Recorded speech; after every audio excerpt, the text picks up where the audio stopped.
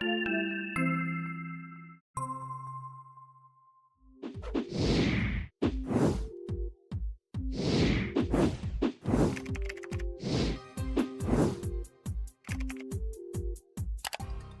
back, Richard. It's good to see you again this morning. Hey, good morning. Excited about this topic because it is really an extension of something we talked about in the last podcast. That's right. We talked about transitions and transitions as change that is involuntary, change that's going to happen whether you really want it to or not. Mhm. And oftentimes that's because of time, that's because of maturation, that's because of development, and sometimes that's because of decisions that other people make that we don't completely have control over. And one of those is becoming a grandparent. Right. We have kids. Hopefully we have voluntary decisions about that. But once to become a grandparent, that's something that happens sometimes, whether we're ready for that or not. Yeah, most of us aren't. You and I are.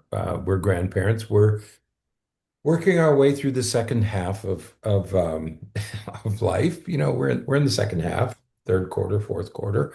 But really, it happens so fast. I mean, you're a child, and then you're a teenager and struggle with that. Then you're a parent, and suddenly you're a grandparent. And I'm not sure that anybody is ever fully prepared to get here to become a grandparent. It's sort of like getting your first AARP notification. And have you gotten yours, Bert? Yeah, You should have gotten yours by yeah, now. I did. It's like getting that letter from AARP. I remember you get it when you're 50. Yeah. And I remember my cousin got it. He got it when he was 50, and he was indignant because he said, "I'm not old." He was still working. He had young kids, and he was incensed that he got this letter. He didn't know what to. He was just beside himself. He didn't know whether to write back to them, and he was saying, "I'm not old. What are they talking about retirement? I'm a lot far away from it." But as somebody once said, I don't know whether it was Nietzsche or the Buddha, whether there's some controversy about who said it. Someone said, "You think you have time."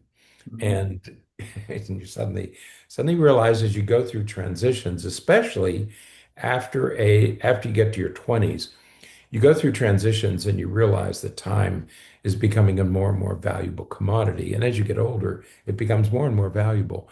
Yeah. Um, so yes, we are old. We're grandparents, and we are opinionated, and we don't have, well, I don't have all the digital skills that youngsters have. My children, not my children, I guess everybody's children, um, make fun of us because we don't have digital skills. Um, but we do have something else.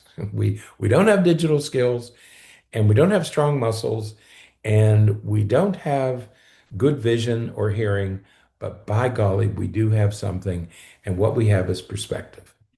That's right. And perspective is not nearly as coveted as some of those other things.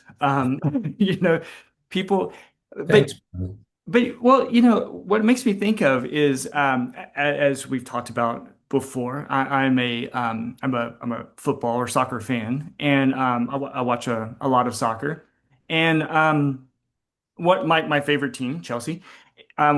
When I first started watching, our captain was it was the beloved John Terry, and but he was getting on in his football career, and he was as he was getting older, and they would talk about how he's not as fast as he used to be. He doesn't recover as fast, so he can't play, 2 or 3 matches a week. Because he just does his body doesn't recover as fast. Um, More recently, we had another defender on our team that was also reaching 40. So 40, of course, is getting to be very old in professional sports.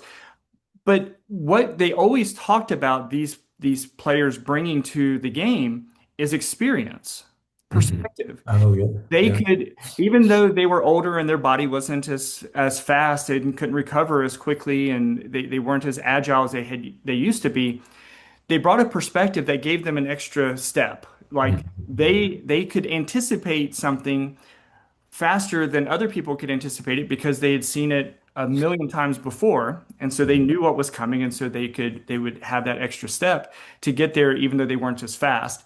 And that's sort of what we're talking about, that perspective that, you know, kind of gives you a little bit of an edge in some areas, even though you're maybe not as strong, maybe not as digitally competent as others. You had that slight perspective that can make things a little bit easier or a little bit more fluid for you than it would be without that perspective. That's right. So no matter what we're talking about, and I think sports is really a good example.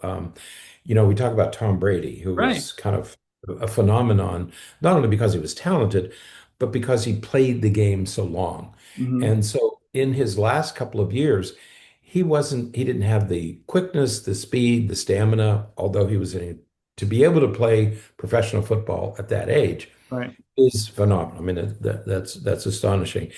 But what he had was experience. I Yeah. mean, he could what he was missing in physical skills, he made up for with experience. And you Right. see young quarterbacks who have all the physical gifts, but they don't have the experience, and they get into trouble. Mhm. They make the wrong decision. Right. So experiential knowledge does matter in all walks of life. Now, grandparents are the brunt of many jokes. We're the butt of many jokes. There are lots of grandparent jokes out there, and at the same time, many grandparents are blamed. We get blamed for spoiling our grandchildren, or parents say, "Well, you're trying to take over. Mhm. You want to replace me. You want to take over raising my child because you think you know more." Or um, you're trying to do things and you don't know what you're talking about because things are different today than they were when we were growing up, and so we don't want your interference. Okay, and that's so not only are we the brunt of jokes, but there's also this a little bit of a fear factor that grandparents are trying to take over. Put Mhm. that aside for a moment. We want to offer that whatever faults we might have, and we acknowledge that we have faults, the grandparents. We possess this critical advantage that most parents, but especially new parents, and my children are new parents. Right. They're just beginning to have children. They are new parents, and they simply don't possess the perspective that I have. And that perspective is that having and any parent will know what I'm talking about. If you have raised children into their 20s, you know how things are going to turn out. You know what's important. When I was a new parent, I had no idea what my son was going to be like at 25, what I should do to Mhm. make him into the person I wanted him to be. I Right. didn't have a clue. I knew about feeding him, and I knew about sleep, and I knew about diapers, and I knew about car seats, but I didn't really know what to do to create. When he was 25, I knew that because I had been through it. I had experiential knowledge. Right. Well, and what's interesting, and we hope that folks will recognize this, is that both of us started. I started a little bit earlier, I think, than you did, but um, we both started having children after having training in Right, child development. right, So it's like, I remember when we were pregnant with my first child, well, my first and second child. Um, I was in training for child development, and I was I was reading all the horrible books about genetic right. uh, anomalies and things like that created so much anxiety and so many fears and worries. But we knew about child development before having kids, and we Right. still didn't know what was going on. It's like, so even though you have sort of academic training, Mhm. when it's talking about your kids, Right. as you're going through it, you don't know what you're doing. You're doing the best that you can, you're following the best advice you can sometimes, but you really don't know what to anticipate. And you're taking advice from other people because you have no idea how to do this. So you're Right. reading books and you're talking to friends and you're talking to different people because you don't have a clue. You know about schedules and you know about they have to sleep this many hours and they have to eat this food, but you really don't know what to do because you've never done it before. Okay. Right. Well, we And God forbid one of those things not work. You know, right. my first daughter had feeding problems, and so Mhm. you know it's supposed to be you breastfeed and you do that for the first year or so, and then you start introducing throughout that period you start introducing some solid foods and things like that, and on and on. But when that doesn't work, when you can't do that, okay, now there's a learning curve that has to happen. Now we got to figure out, okay, what else is there? What else are we going to try to do to, because the baby still has to eat, but Right. it's not eating the way it's supposed to eat. So what do we do about that? Right. And so that's what we bring. I mean, if you're in the locker room with who's that? Who's the guy you mentioned, the footballer John for Terry. who? John John Terry? Terry. You see how much I know about Yeah, that hurts my feelings a little bit. that You football. go ahead. Well, you don't know who Tom Brady is. So Everybody knows who Tom Brady. so He's in so commercials. if you're in the locker room with Terry and you're 18 years old and he's 40 years old and he's done this for 20 years, if he Right, says something, you're probably going to listen to him because right. he has knowledge that you don't possess. Absolutely. Okay. Well, guess what? We're the John Terrys of parenting. We Right, we have this experiential knowledge that we would happily share with you. I'm not going to force you to do anything. I'm not going to force my children to do anything, but I will simply say to you that I have a perspective that you will probably find useful. right, Now, and I base that on a couple of things. Despite our generational differences, despite my inability to do Snapchat or to do TikTok or whatever I'm not doing, some things remain the same. All right, right. When it comes to children, developmental milestones don't change. right.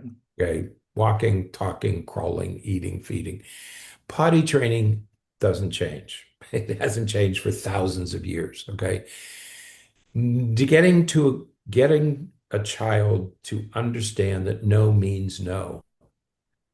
Yeah, You still have to do that. We needed to do it in the 1700s, the 1800s, the 1900s, and we need to do it today. That hasn't changed.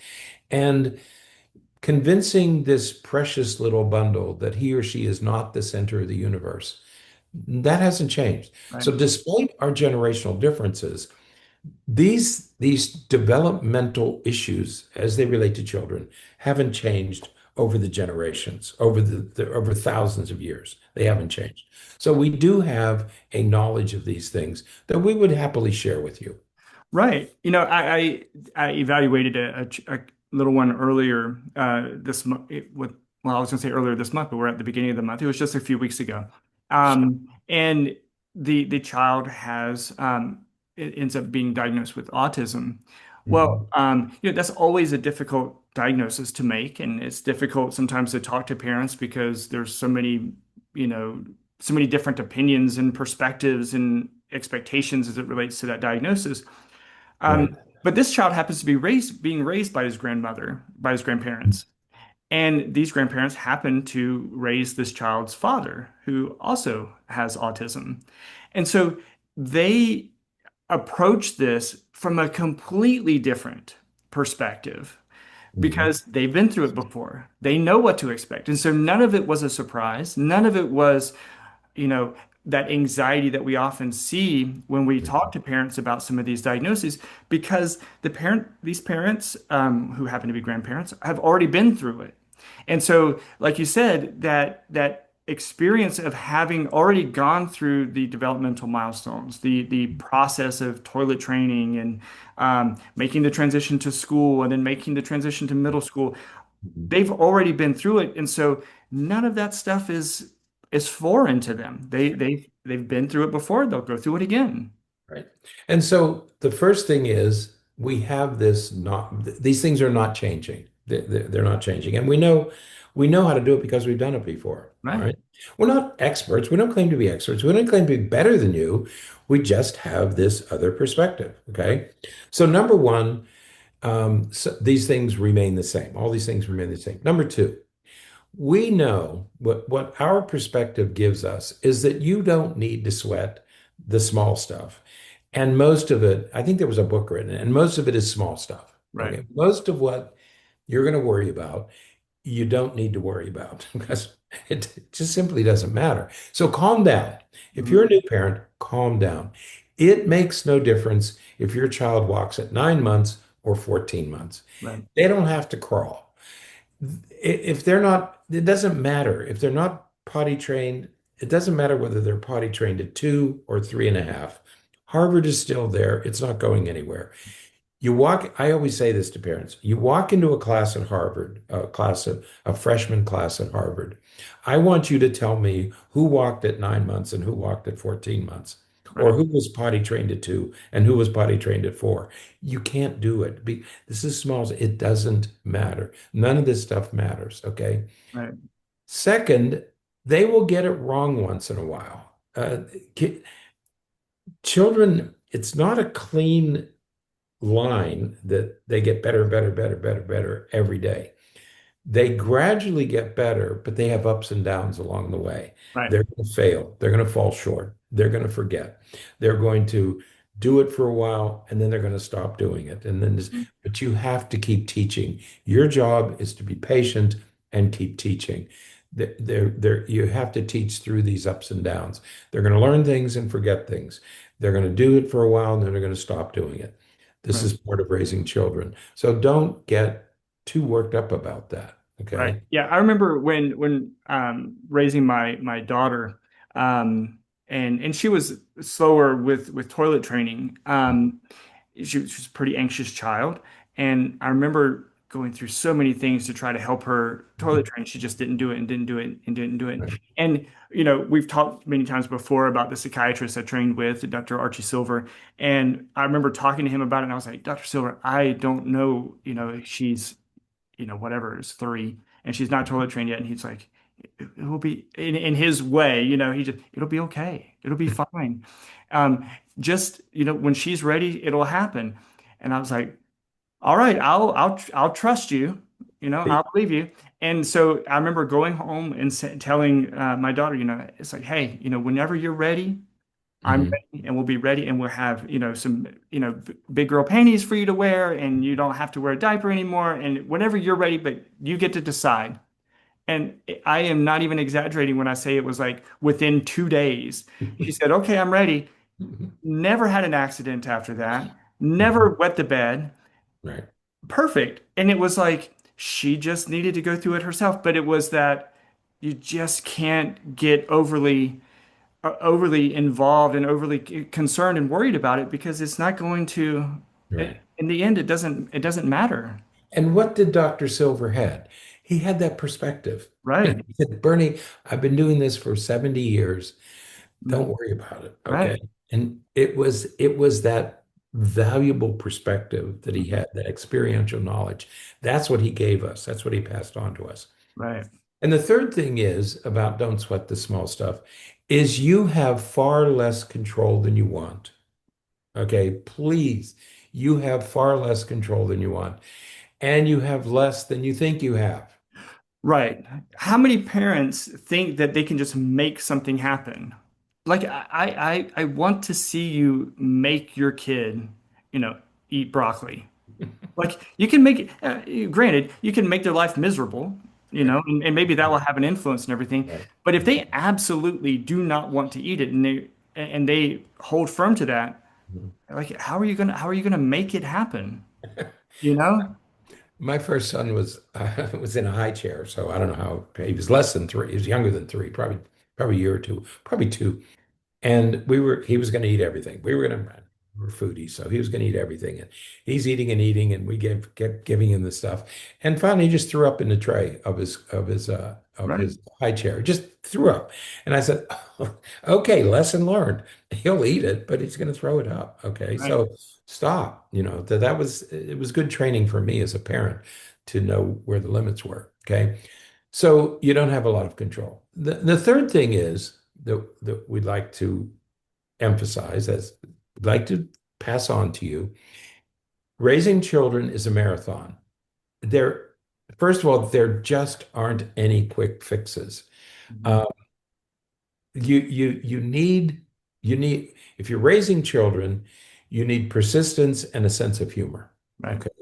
It's just a long, slow process of doing the same thing over and over and over again. You have to be persistent and you have to have a bit of a sense of humor. Okay. And I think that that's what so many people like about being grandparents. Remember, there are t-shirts that say, if I knew that being a grandparent was this much fun, I would have had grandkids first. Right.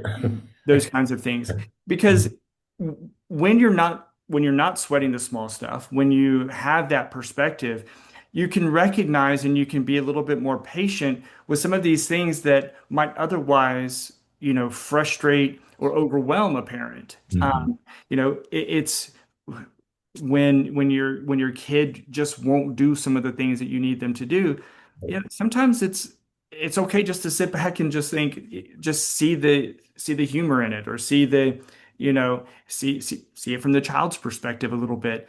But it's not, it doesn't have to be done right now. Yeah, So that's often it can be done later. It can be, it's going to happen. It's okay. right. We'll take care of that. It's all right. It's not a big deal. Remember, almost all of it is small stuff. I Okay. can I can remember one time, I used to, when I was little, my grandparents, we would go fishing and different things, and there was a small diner in town. Mike's was the name of it, and we would go every time we were going to go fishing or go out.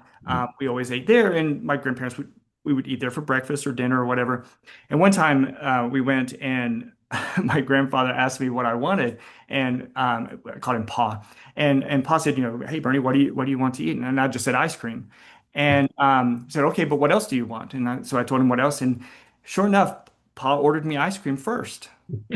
And he said, he'll eat the rest of his food. And my mom was, You're very freaking smart about that. young mother, right? He's like, look, he's gonna Mhm. he's gonna eat the rest of his food too, but he wanted ice cream first, and so he had ice cream first, and then he ate the rest of the stuff. See, wisdom of the grandparent, right? Because why fight that? Why battle that? And your mother was freaking out, right? Yeah, Because you yeah, weren't going to eat, like it mattered whether you ate or not, right? right, It didn't right. matter.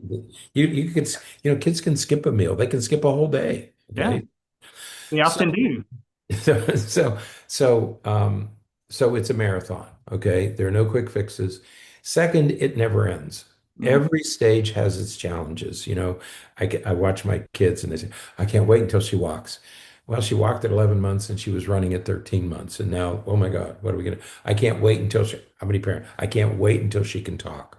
Right, And then you wish that they hadn't learned that yet. right, So um, it never ends. Every stage has its challenges. It doesn't, sleeping, toilet training, getting them ready for school, the teenage years, their first breakup, learning how to.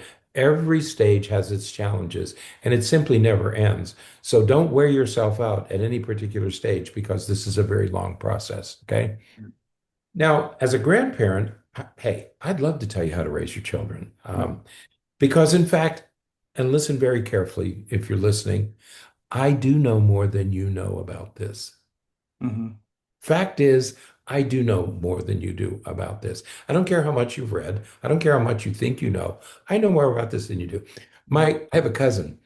He, um, he does snuff. He pinches snuff, right? So he has two boys, and one of his boys started using snuff, and his dad didn't want him to, and so they were having a discussion, and the boy was arguing with him. The kid was about 20 or 21, and his dad finally said, "Tony, I know more about this than you do, so let's not have this argument." Because his dad had been doing it for 40 years, and right. his son had been doing it for 3 months, and his dad said, "Tony, I know more about this than you do." Well, I know more about parenting than you do, but I'm not going to tell you how to raise your children. I'm not going to tell my children how to raise their children because I respect them. And Right. I'm confident that that you will raise your children in the best way possible and that you will be a better parent than I was. Right. I'm confident. So I'm not going to tell you how to do it because I think you're going to do the best job you can. And I think that my children are going to be a better parent than I was. Okay. Right. So, so I'm confident that we will get there. Okay. Yeah. But at the same time, you know, we can offer perspective. We can offer advice. What you choose to do with that advice is up to you. But and I think that all that grandparents I think really want is for their kids to consider our Mhm. recommendations or our advice or our experience. Exactly. Hmm. Um, but I think that parents now have to be careful that they don't see their kids as possessions, that they don't see their kids as like they're in a competition with their grandparent, with their parents, Right. grandparents, that they're in a competition with, who does the child like more, or, who's going to raise the child and all that kind of stuff. Because it's their responsibility. It's the kids, our kids' responsibility to raise their children. Right. We're just here to be advisors, to be support, to be, to assist as much as we can. Hmm. We just ask that you take that into consideration. That's right. That's all I'm saying. That's all I say to my children is that I you can use whatever you want. You can reject the whole thing. You can take parts of it. I just ask that you consider it. But remember, and I do worry about this a little bit. Children are not pets, and they're not possessions. Please remember that they're just on loan to you. You're given you're they're on loan. You don't have them. You don't possess them like a pet or like a piece of furniture. You are tasked. You have this child. The child's on loan. You are tasked with preparing them to function without you. Think about that for a moment. Your job is to get this child to be able to function without you. Mhm. You are supposed to become obsolete. You've done your job if they can function without you. And the sooner you get there, the better. If Right. your child can function independently at 16, you've done your job. Or at 18, you've done your job. Yeah. If they're still, that's your task. They're on loan, and your job is to get them ready to function without you. Right. Now, so before we wrap up for today, just a little bit of advice for grandparents. I think that we have to be careful about how we share our perspective and our advice. Right. Using iMessages and making it more, a personal feeling as opposed to being blaming or accusing.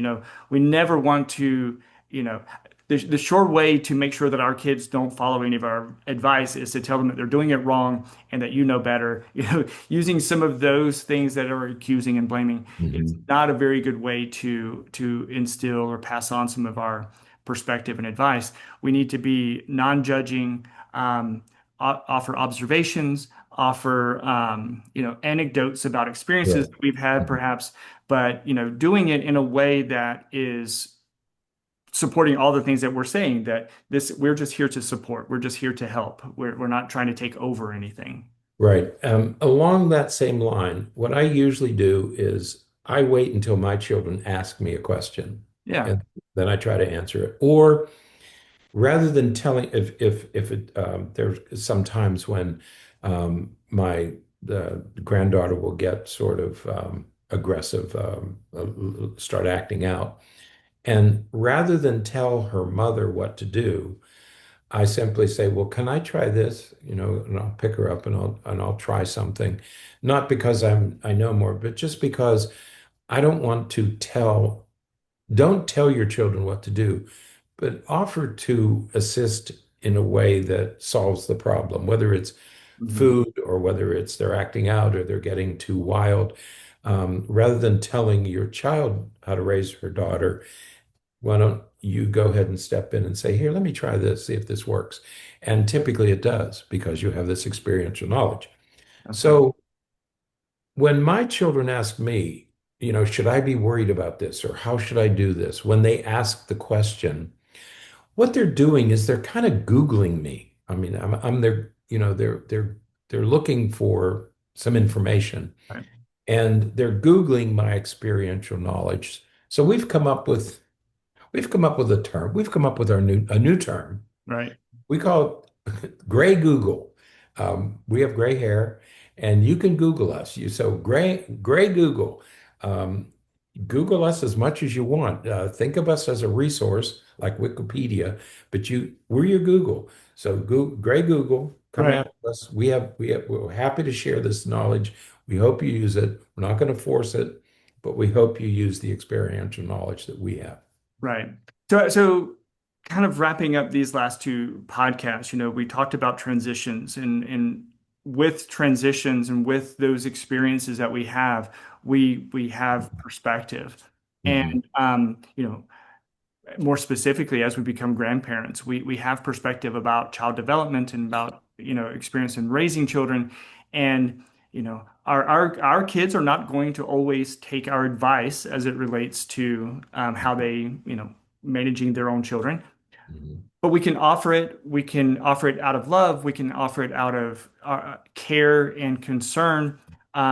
Whether they take it or not is up Right. to them. Right. But all we can do is share and pass on our experiential,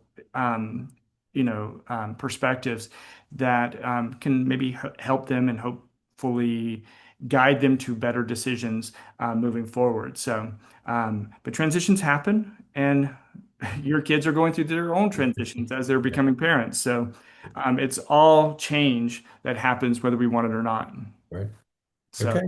all right. So that is it for today. Until next time, stay happy, stay healthy, and forget to be afraid.